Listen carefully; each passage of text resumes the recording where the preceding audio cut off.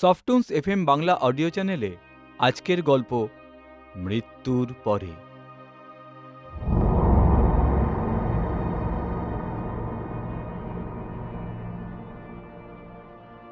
এই গল্পের সমস্ত চরিত্র, ঘটনা এবং স্থান সম্পূর্ণ কাল্পনিক। বাস্তব জীবনের সাথে এর কোনো মিল নেই। তন্ত্রমন্ত্র বা অলৌকিক বিষয়াবলী শুধুমাত্র বিনোদনের উদ্দেশ্যে উপস্থাপন করা হয়েছে। আমরা কুসংস্কার বা অন্ধবিশ্বাসকে কোনোভাবেই সমর্থন করি না। শ্রোতাদের নিজ দায়িত্বে এই গল্পটি উপভোগ করার অনুরোধ করা হচ্ছে। শুরু হচ্ছে আজকের গল্প মৃত্যুর পরে।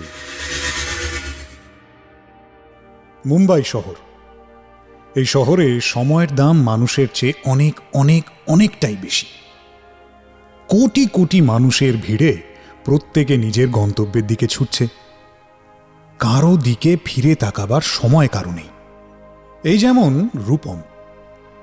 এই শহরেরই এক বড় মাল্টিন্যাশনাল অফিসের ম্যানেজার রূপম সেন। কাঁচের কেবিনের ভিতরে সে বসে আছে, ল্যাপটপটা খোলা, সামনে এক্সেলের সারি সারি ঘর, পাশে কাগজের স্তূপ। এই হলো রূপমের পৃথিবী। হিসেব, টার্গেট, ডেডলাইন। বাইরের পৃথিবীটা যেন অনেক দূরে, কুয়াশায় ঢাকা। ये काम आज डे एंड तक हो जाना चाहिए। Yes sir. ফাইল নিয়ে তৎক্ষণাৎ বেরিয়ে গেল সামনের লোকটা। রূপম আবার ডুবে গেল হিসেবের মধ্যে। সময় খরচ করার মতো সময় এখন কোথায়? কলকাতা থেকে মুম্বাই এসে তিলে তিলে গড়ে তুলেছে ও ওর নিজের সাম্রাজ্য। এখন জীবনটা আর জীবন নেই, বরং এক যুদ্ধ বলাই ভালো। কিন্তু যুদ্ধেরও যে একটা শেষ আছে, আর সেটা যে এমনভাবে আসতে চলেছে তা কি আর রূপম জানত? এর মধ্যেই ফোনটা ভাইব্রেট করে উঠল। সাইলেন্ট করলো একবার রূপম, আবার ভাইব্রেট, আবার সাইলেন্ট। কিন্তু তৃতীয়বার যখন স্ক্রিনে নামটা ভেসে উঠল, রূপমের হাত থমকে গেল। শ্যামলী কলিং, এই নামটা। এই একটা নাম যেটা রূপমের কাছে শুধু নাম নয়, একটা গোটা জীবন, একটা না বলা গল্প, একটা পুরনো শুকিয়ে যাওয়া ক্ষত।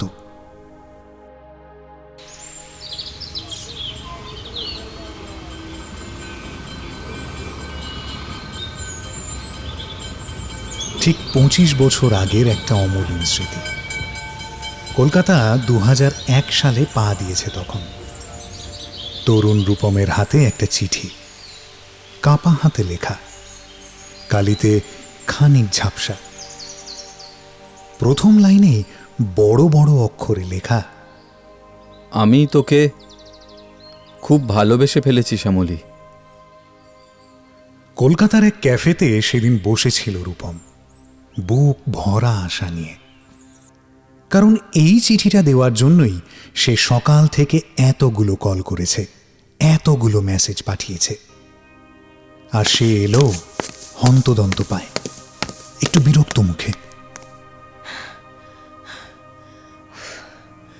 কি ব্যাপার রে? সকাল থেকে এতগুলো কল, মেসেজ, আমার সাথে তোর এত কি দরকার? দরকার আছে, মানে খুব জরুরি দরকার আর কি।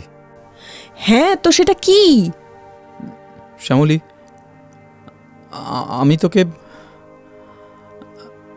আমি তোকে ভালোবেসে ফেলেছি আসলে। চুপ করে রইল শ্যামলী কয়েক মুহূর্ত, তারপর এগিয়ে এসে হাসল। সেই পরিচিত হাসি, যে হাসিতে রূপম সব সময় আশ্রয় খুঁজত। কিন্তু আজ সেই হাসির মানে রূপম বুঝল নতুন করে। তুই ছোট থেকে সেই পাগলই রয়ে গেলি রে রূপম। আমরা এত ভালো বন্ধু, আমাদের মধ্যে ওই ভালোবাসা ঢুকিয়ে বন্ধুত্বটা নষ্ট করে দিস না। দেখ, তোর জন্য আমি সব সময় আছি, যখনই ডাকবি তখনই চলে আসব। কিন্তু ভালোবাসা আসলে তোকে বলা হয়নি। কি বলা হয়নি শ্যামলী? আমি আমি আসলে অন্য একজনকে ভালোবাসি। কে? মানে কে কে সে? আমি অরিন্দমকে ভালোবাসি রূপম। অরিন্দমকে? হ্যাঁ, কিন্তু কিন্তু এর জন্য আমাদের তিনজনের বন্ধুত্বটা নষ্ট করে দিস না প্লিজ। আমার কাছে অরিন্দম যতটা জরুরি, তুইও ততটাই। আমাদের তিনজনের বন্ধুত্বটা নষ্ট হয়ে গেলে আমি কিন্তু খুব কষ্ট পাবো। রূপম হাসল। যে হাসিতে কষ্ট থাকে সে হাসি বুঝতে দেওয়া যায় না সবাইকে। কলকাতার সমস্ত ভারী মেঘ তখন যেন নেমে আসছিল রূপমের কাছে। গলাটা ভারী হয়ে আসছিল ওর। তবু নিজেকে সামলালো। সে ভাবে সামলেই নিতে হয় পৃথিবীর সমস্ত ভাঙা মনকে। হাত পেছনে করে সে লুকিয়ে নিল সেই চিঠিটা, যেটা কোনো দিন শ্যামলীর হাতে পৌঁছয়নি। আর ঠিক তখনই দরজা ঠেলে ঢুকল অরিন্দম, রূপমের সবচেয়ে পুরনো বন্ধু। সেদিন থেকে রূপম শিখে গেল কিছু কথা মনের ভিতরেই থেকে যায়, চাপা দিয়ে গুছিয়ে বছরের পর বছর।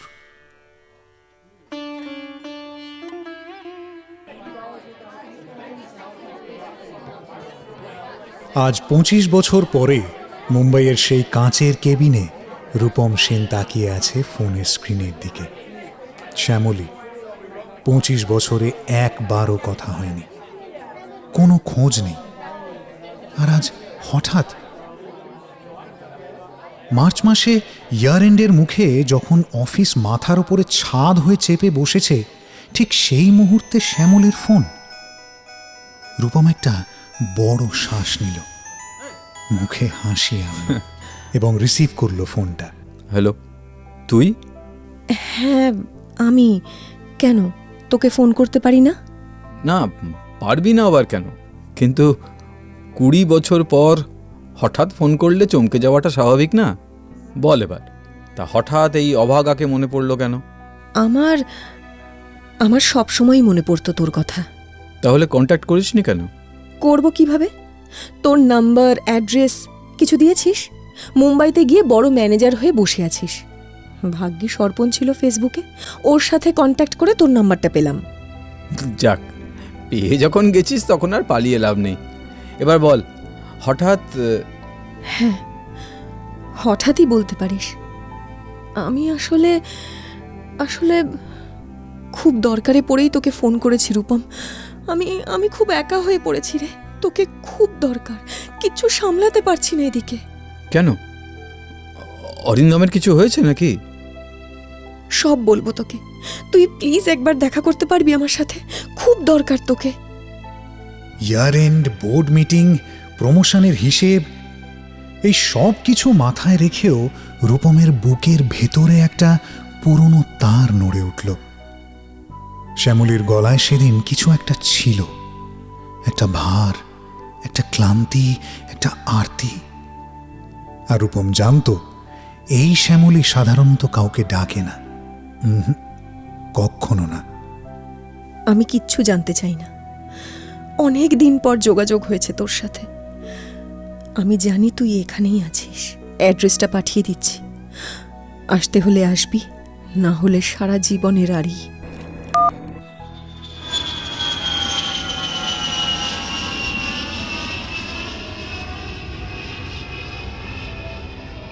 পার্টনার অর্পণ গালাগালি করল। ইয়ার এন্ডে লিভ নেওয়া মানে চাকরির মাথায় কুড়ুল, এটা রূপম ভালো করেই জানত। বোর্ড মিটিং, প্রমোশনের হিসেব, বছরের সবথেকে জরুরি সময় এটা। কিন্তু রূপম ঘুরে বসল না, কারণ 25 বছর আগে একটা প্রতিশ্রুতি দেওয়া হয়েছিল, যেদিন দরকার পড়বে তখন ডাকবি। সেই প্রতিশ্রুতির বয়স 25 বছর হলেও সেটার মেয়াদ কিন্তু শেষ হয়নি এখনো। তাই সেরাতেই রূপম ব্যাগ গোছালো। পরের দিন সকালে ফ্লাইট ধরল কলকাতা। কারণ কিছু মানুষ থাকে যাদের ডাকে না যাওয়াটা নিজের কাছেই অপরাধ মনে হয়।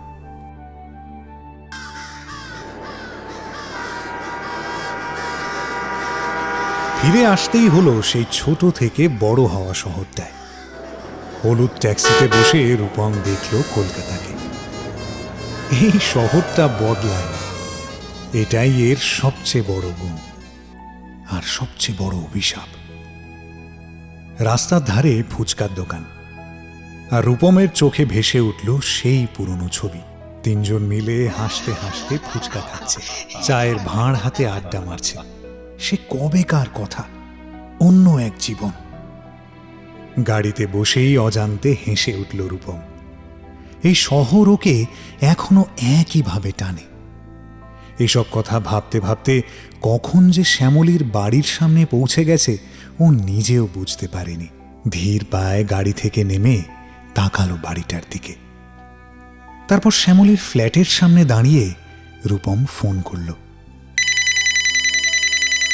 হ্যালো, জানলায় এসে দাঁড়া, একটা সারপ্রাইজ আছে। জানলায় এসে দাঁড়ালো শ্যামলী। তারপর রূপমকে দেখেই থমকে গেল। দুজন তাকিয়ে থাকলো দুজনের দিকে। 25 বছর পর দেখা। মানুষ বদলায়, শরীর বদলায়, চুলের উপলি ভাব আসে, চোখের কোণে রেখা পড়ে, কিন্তু কিছু মানুষকে দেখলে মনে হয় সময় তাদের গায়ে হাত দিতে ভুলে গেছে। শ্যামলীর কাছে রূপম সেই রকম, আর রূপমের কাছে শ্যামলীও। কিন্তু আজ রূপম দেখল শ্যামলীর চোখের নিচে কালো দাগ, মুখের রেখায় লুকিয়ে থাকা ক্লান্তি। এই মানুষটা অনেক দিন ঘুমোয়নি, অনেক দিন হাসেনি, তবু সেই মুহূর্তে একটা হাসি ফুটে উঠল ওর ঠোঁটে। আর রূপমও হাসল। আয়, উপরে আয়। ঘরে ঢুকে রূপম দেখল সুন্দর করে সাজানো উচ্চবিত্ত ফ্ল্যাট, প্রতিটা জিনিস যত্ন করে রাখা। কিন্তু সেই যত্নের ভিতরে একটা শূন্যতা যেন লুকিয়ে আছে। শ্যামলী গিয়েছিল রান্নাঘরে। কিছুক্ষণ বসে থাকার পর চা নিয়ে এলো শ্যামলী। বাবা, দারুণ সাজিয়েছিস রে ঘরটা, মনে হচ্ছে যেন সিনেমা সেটে চলে এসেছি। বাজে কথা রাখ, তোর খবর কি বল? খবর আর কি, কাজকর্ম করে খাচ্ছি, তোফা কাটাচ্ছি। 45 বছরের ব্যাচেলার জীবন। সে কি, এখনো বিয়ে করিসনি তুই? না না না, পাগল নাকি? অর্ধেক জীবন নিজের মতো করে কাটিয়ে দিয়ে বাকি অর্ধেক জীবন কোনো একটা মেয়ের হাতে তুলে দিতে আমি রাজি নই। My life my rules. দুজনে হাসে।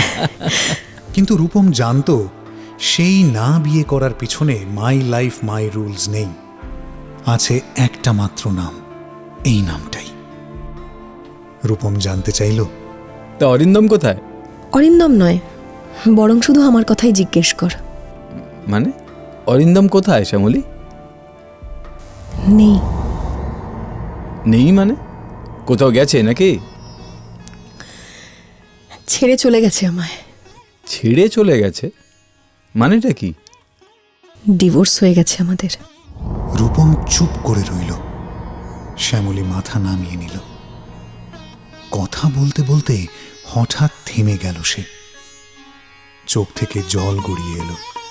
আর কাঁদার সময় শ্যামলীর সেই পুরনো অভ্যাস, চুলের এক গোছা তুলে আঙুলে পেঁচাতে থাকা। রূপম সেটা দেখল। তারপর এগিয়ে গিয়ে বলল, এই এই বোকা মেয়ে, এরকম কাঁদতে হয় নাকি? তোর সেই ছোটবেলার কাঁদার সময় চুল ধরে টানার স্বভাবটা এখনো গেল না বল? হ্যাঁ? শ্যামলী একটু হাসল। সেই হাসির মধ্যে কষ্ট ছিল, কিন্তু কৃতজ্ঞতাও ছিল। চোখ মুছে উঠে গেল রান্নাঘরের দিকে। রূপম পিছন থেকে ডাকল, আরে আসল কথাটা বলে যা, নইলে টেনশনে ঘুমোতে পারবো না। সময় এলে ঠিক বলবো। রূপম তাকিয়ে রইল বন্ধ দরজার দিকে। মনে হলো এই ফ্ল্যাটে কোথাও একটা রহস্য আছে, কিছু একটা আছে যেটা শ্যামলী বলছে না। কিন্তু কি? ফিরে যেতে হবে কয়েক বছর আগে। কাউকে কিচ্ছু না জানিয়ে শ্যামলী সেদিন বেরিয়ে পড়েছিল একা। গাড়ি থেমেছিল হাসপাতালের সামনে। চারিদিকটা একবার দেখে নিল সে। তারপর ভেতরে ঢুকে গেল, মুখ নামিয়ে কারো নজরে না পড়ার মতো করে, যেন এই যাওয়াটা কাউকে জানানো চলবে না। এই মুহূর্তে শ্যামলীর ফ্ল্যাটে একা রূপম, একেবারে একা। কি যে হয়েছে, কি যে বলবে শ্যামলী, সেটাই মাথায় ঘুরছে। দেওয়ালে কতকগুলো ছবি টাঙানো, শ্যামলী আর অরিন্দমের কাটানো মুহূর্তগুলো। একটা ছবিতে ওরা তিনজনেই আছে, তরুণ বয়সের ছবি। রূপম কিছুক্ষণ সেই ছবির সামনে দাঁড়িয়ে রইল, তারপর চোখ গেল বুক শেলফের দিকে। উপরের র্যাকে সারি সারি বই, তন্ত্রবিদ্যার বই, প্ল্যানচেটের বই, পরলোক বিষয়ক পুরনো পুরনো বই। রূপম অবাক হল। একটা বই তুলে নিল সে, প্রচ্ছদে লেখা মৃত মানুষকে পৃথিবীতে ফিরিয়ে আনার পদ্ধতি। বইটা রাখল আবার। মনের ভেতরে একটা অদ্ভুত অস্বস্তি দানা বাঁধল। সন্ধে নামার মুখে শ্যামলী ফিরে এলো, দেখল রূপম বসে আছে তন্ত্রবিদ্যার একটা বই হাতে নিয়ে। এইসব কি শুরু করেছিস তুই শ্যামলী? ওহ, একটু তর্স হয় না তোর? বললাম তো বাড়িতে এসে সব বলবো। তাই বলে তন্ত্র মন্ত্র প্ল্যানচেট? কি করব বল, কিছু একটা নিয়ে তো ব্যস্ত থাকতেই হবে। বাহ, সায়েন্সের গোল্ড মেডেলিস্ট নাকি এই কথা বলছে? আচ্ছা, এইসব তন্ত্রফন্ত্রের চক্করে পড়ে নিজের মাথাটা নষ্ট করছিস কেন? কে বলেছে তোকে সব বুঝরু? কি সায়েন্সের স্টুডেন্ট বলে অন্য কিছু ট্রাই করতে পারবো না? সেটাই বা কে বলল? যা ঘটে তার কতটুকুই বা আমরা জানি বল? শোন, সায়েন্স প্রশ্ন করতে বলেছে, অবিশ্বাস তো করতে বলেনি।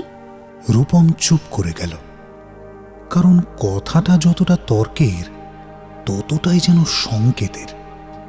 যা ঘটে তার কতটুকুই বা আমরা জানি। এই কথাটার মধ্যে লুকিয়েছিল একটা অন্য অর্থ, যেটা তখন বুঝতে পারেনি রূপম। কি ব্যাপার, আমাকে খোলসা করে বলতো। আমাকে এইভাবে ডেকে আনলি কেন হঠাৎ? বলবো, তোকে সব বলবো বলেই তো ডাকলাম। 5টা মিনিট আমাকে দে। 5টা মিনিট তুই নে, মনকে বোঝা। আমি যা বলবো সব বিশ্বাস করবি, পারবি না? পারবো। 5 মিনিট। 5 মিনিট পরে শ্যামলী ফিরে এলো বদলানো সাজে। ঘরের আলোটাকে একটু ডিম করে মোমবাতি জ্বালালো সে। তারপর তারা মুখোমুখি বসলো দুজন। আমি প্ল্যানচেট করব রূপম, আর প্ল্যানচেটের জন্য আমার বিশ্বাসযোগ্য ভরসাযোগ্য একজন মানুষ চাই। অরিন্দম চলে যাওয়ার পর তোর চেয়ে বিশ্বাসযোগ্য আর ভরসাযোগ্য মানুষ আমি কাউকে ভেবে পেলাম না। আমি? কিন্তু তোর কোনো আইডিয়া আছে যে আমি কি ছেড়ে এসেছি তোর জন্য? আজ বাদে কাল আমার কোম্পানির বিরাট মিটিং। কেন রূপম, ভয় পাচ্ছিস নাকি? দেখ, যে জিনিসে আমার বিশ্বাস নেই সেই জিনিসে খামোখা ভয় পাবো কেন? বরং বলতে পারিস আমার রাগ হচ্ছে। রাগ? তুই তো আমায় বলেছিলি যেদিন যা দরকার পড়বে, যখন দরকার পড়বে তোকে যেন ফোন করে একবার শুধু ডেকে নি। আজ সব ভুলে গেলি নাকি বয়স বেড়ে গেল?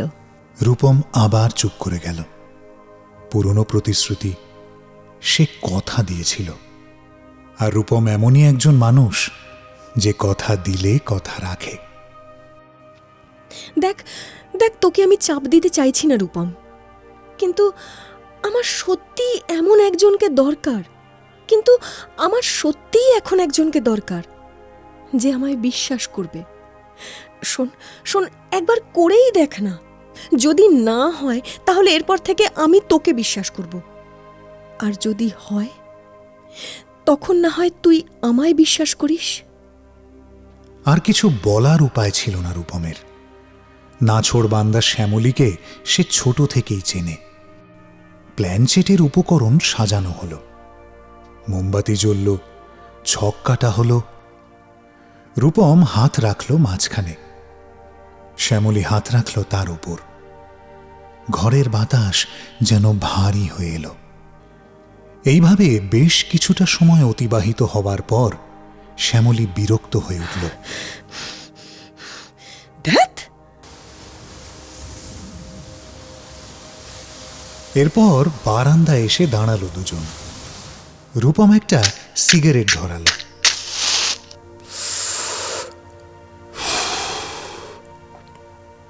শোন না, এরকম পাগলামি করিস না শ্যামলী। ইউটিউব ভিডিও দেখে আর সস্তার বই পড়ে কি প্ল্যান সেট করা যায়? দেখ, এর জন্য ঠিকঠাক একটা গুরু দরকার। কে বলেছে তোকে যে আমার গুরু নেই? গুরুর কথা মতোই চলছি। 1 বছর ধরে এত তপস্যা করলাম, সাধনা করলাম, তার কোনো ফল হবে না? 1 বছর ধরে তপস্যা সাধনা? কি বলছিস কি তুই শ্যামলী? হ্যাঁ রূপম, গত 1 বছর আমি হিমাচলের পাহাড়ে এক গুরুর কাছে ছিলাম। তার কাছেই এই সমস্ত প্রক্রিয়া তন্ত্রবিদ্যা শিখেছি। আমি নিশ্চয়ই কোথাও একটা ভুল করছি, না হলে তো। কাকে ডাকতে চাইছিস তুই? সময় এলে ঠিক জানতে পারবি। না না না শ্যামলী, যথেষ্ট হয়েছে। আমি অনেক কিছু বাদ দিয়ে তোর কাছে এসেছি জাস্ট একবার ডাকাতেই। এবার তোকেও সব খোলসা করে বলতে হবে। কি চাইছিস? কাকে ডাকতে চাইছিস? কেন চাইছিস? সমস্ত কিছু না জানতে পারলে আমি তোকে কিচ্ছু হেল্প করতে পারবো না। আর অরিন্দমের খবর কি? ও থাকে কোথায়? তুই নাম্বার দে, আমি গিয়ে কথা বলছি ওর সাথে। আরে এতদিনের একটা সম্পর্ক অনেক দিনের হলেই কি চিরজীবনের হয়ে যায় রে?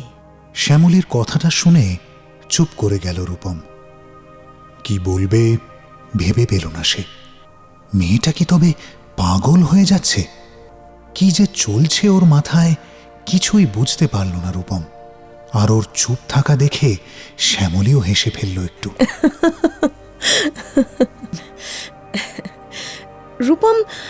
রূপম রিল্যাক্স। দেখ, আমি একটা এক্সপেরিমেন্ট করতে চাইছি আসলে। I want to prove they exist. Who are they Shyamali? ওরা, যারা মানুষ নয় তারা। আমার বিশ্বাস তারা আছে, আমাদের আশেপাশেই আছে। আমি তাদের সাথে কমিউনিকেট করার চেষ্টা করছি, ডাকার চেষ্টা করছি আমার প্ল্যানচেটের মধ্যে দিয়ে। আর এটার জন্যে আমার আরও 2 দিন লাগবে রূপম। প্লিজ থাকবি রে, মাত্র 2 দিন, প্লিজ রূপম। রূপম তাকিয়ে রইল। শ্যামলীর চোখে তখন একটা অনুনয়, একটা আকুলতা। আজ 25 বছর পরেও রূপম এই চোখ দুটোর কাছে আবার হার মানল।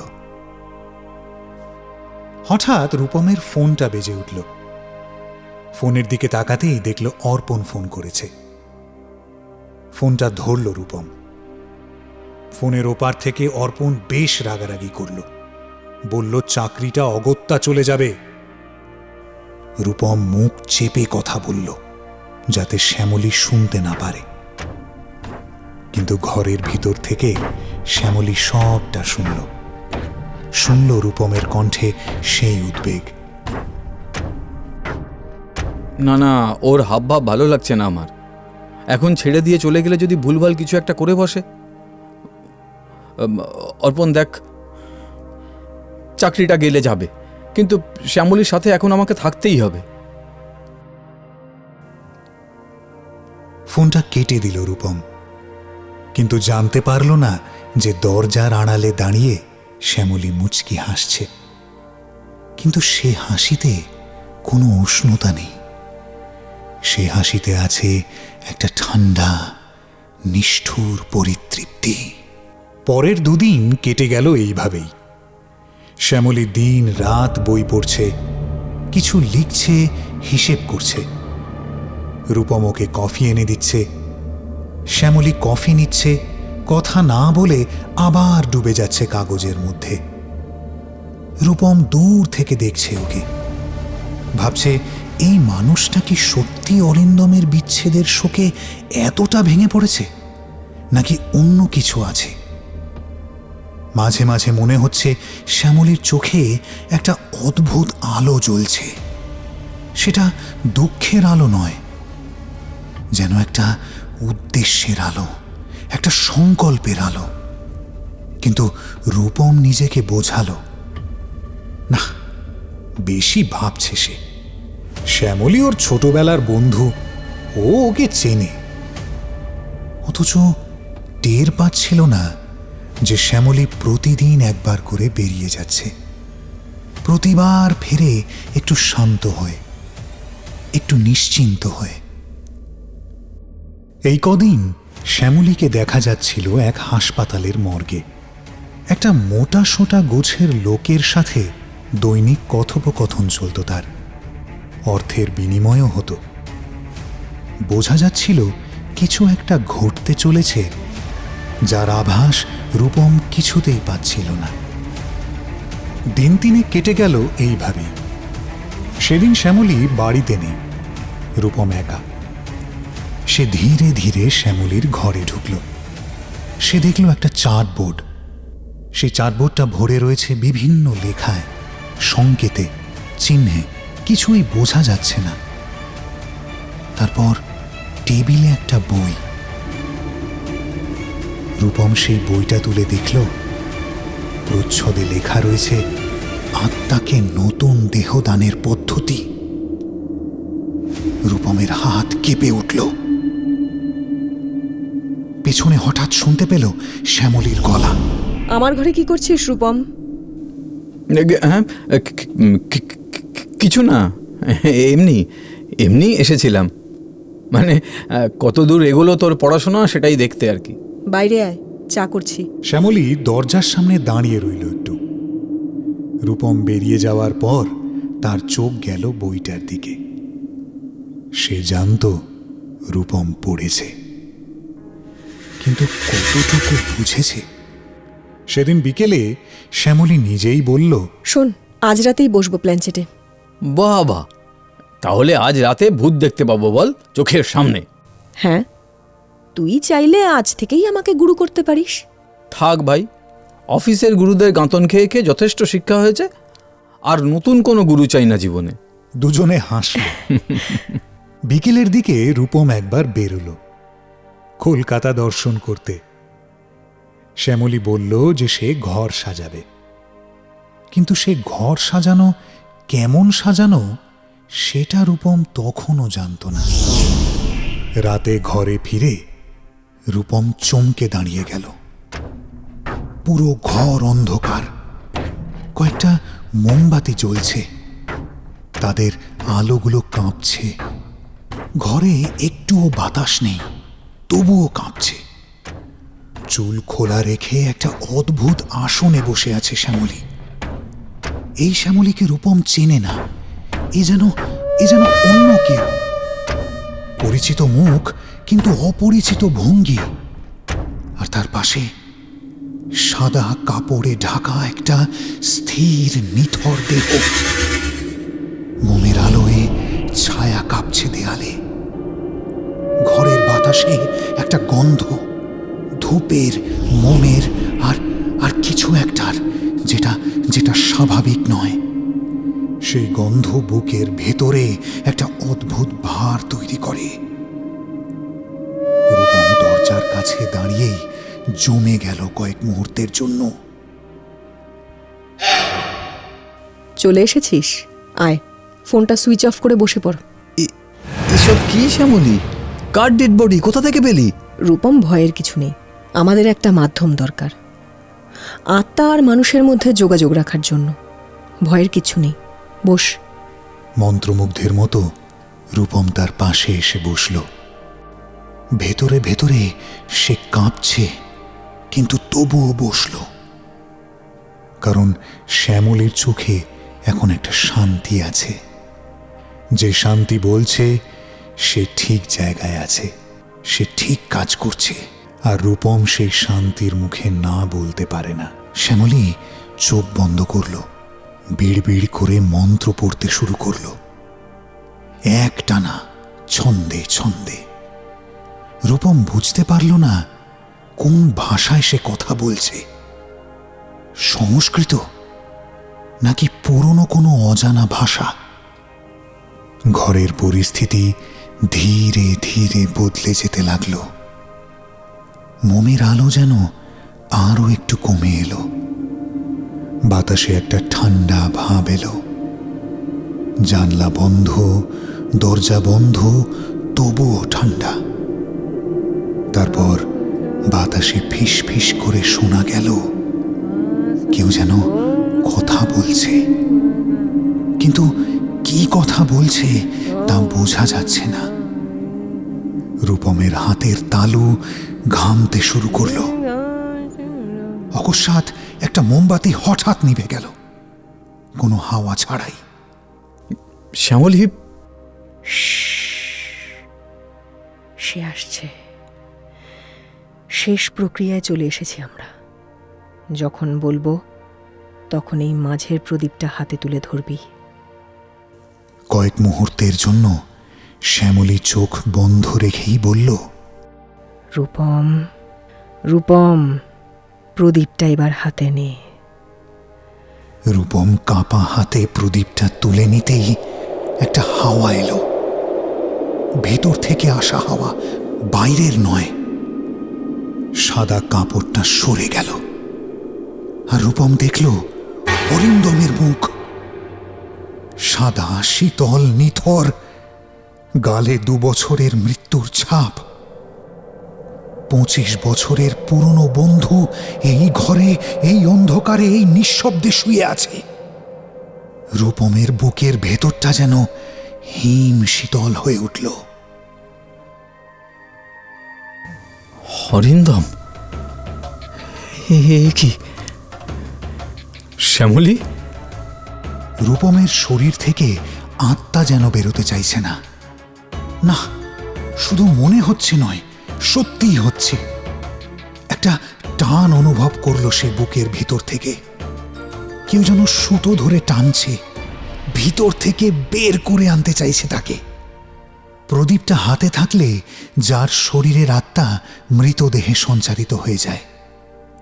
বইতে লেখা ছিল এটাই, এই মূলাধার প্রদীপ যার হাতে থাকবে তার শরীরের আত্মা স্থাপন করা যাবে মৃতদেহে। রূপম পড়েছিল সেটা, তখন বুঝতে পারেনি, এইবার বুঝল। হাত থেকে প্রদীপটা ফেলে দিতে চাইল সে।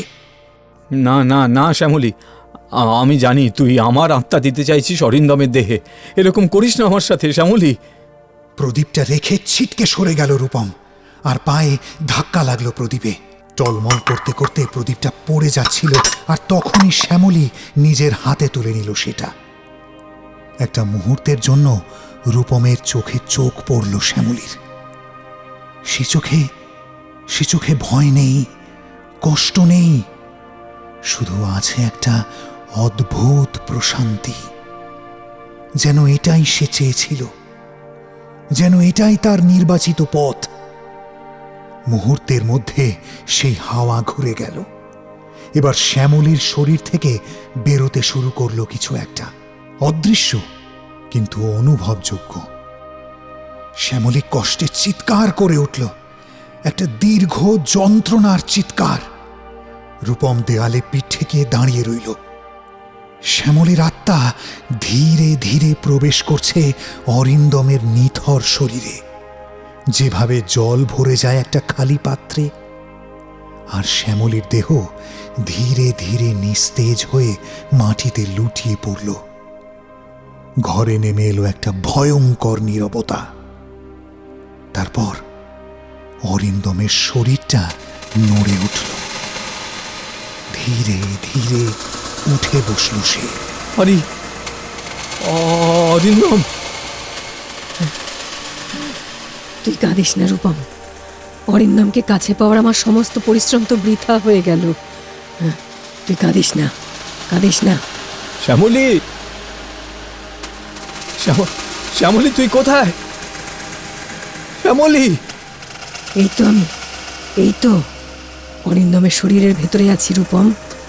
ঠিক 2 বছর আগে যেদিন অরিন্দম স্ট্রোক করে মারা গেল, বিশ্বাস কর সেদিন থেকে এক মুহূর্তের জন্যেও আমি ওকে ভুলতে পারিনি।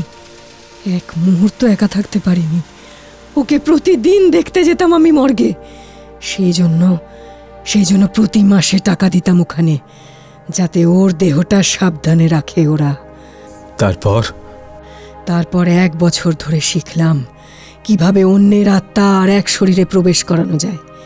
তুই কিছু মনে করিস না রূপম, কিন্তু আমি জানতাম অরিন্দমের পরে কেউ যদি আমায় ভালোবেসে থাকে সেটা হলি তুই।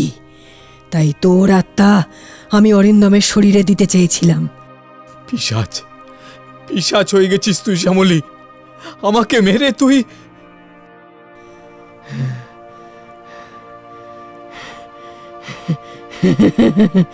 হ্যাঁ রে, পিশাচ বলতেই পারিস, কিন্তু কিন্তু তাতে আমার বিন্দুমাত্র লজ্জা নেই। হ্যাঁ, বিন্দুমাত্র লজ্জা নেই। ওই যে তোকে বলেছিলাম না, যা ঘটে তার কতটুকুই বা আমরা জানি।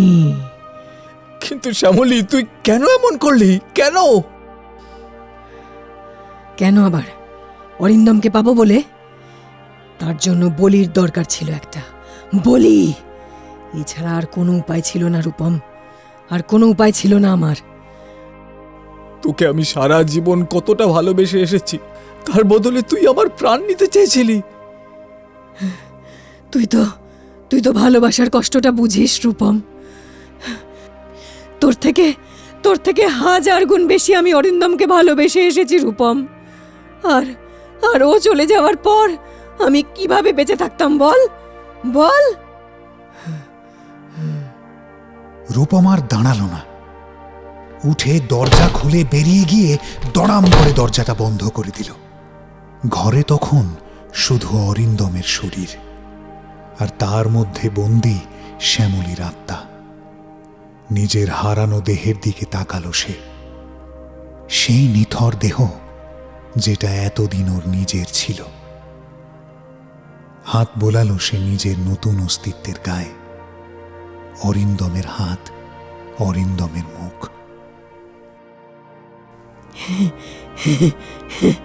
যাক, ভুল করে হলেও শেষ পর্যন্ত আমি তোমায় ফিরে পেয়েছি অরিন্দম, আর তোমায় কেউ আমার থেকে কেড়ে নিতে পারবে না। এবার সারা জীবন আমি তোমার শরীরের ভেতরে থেকে যাব, ঠিক যেমনটা চেয়েছিলাম। আর কেউ আমাদের আলাদা করতে পারবে না। আমরা দুজনে মরে গিয়ে অমর হয়ে গেলাম।